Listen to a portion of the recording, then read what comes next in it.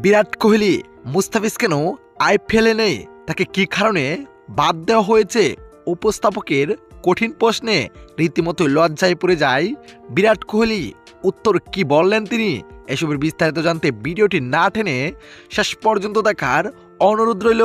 দর্শক, শুরু হয়ে গিয়েছে আইপিএল, যেখানে আজ উদ্বোধনী ম্যাচে মাঠে নেমেছে বেঙ্গালুরু ও হায়দ্রাবাদ। যেখানে শুধু ব্যাট করতে নেমেছিল হায়দ্রাবাদ, শুধু ব্যাট করতে নেমে 9 উইকেট হারিয়ে 201 রান করেন তারা। এরানের লক্ষ্যে ব্যাট করতে নেমে অবিশ্বাস্য ব্যাটিং করেন বিরাট কোহলি, যেখানে মাত্র 4 উইকেট হারিয়ে 15 ওভার 4 বলে বিশাল লক্ষ্য ছুড়ে ম্যাচ জিতে নেয় বিরাট কোহলির বেঙ্গালুরু।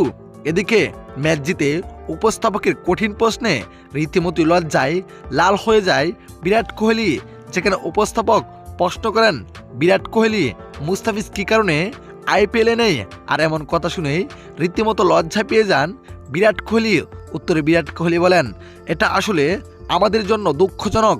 আমরা বিশ্বের অন্যতম সেরা বোলার মুস্তাফিজকে আইপিএলের মতো বড় টুর্নামেন্টে রাখতে পারি নাই শুধু রাজনীতির ইস্যুতে। এটা আমাদের ও আমাদের সকল ক্রিকেটারদের জন্য দুঃখজনক।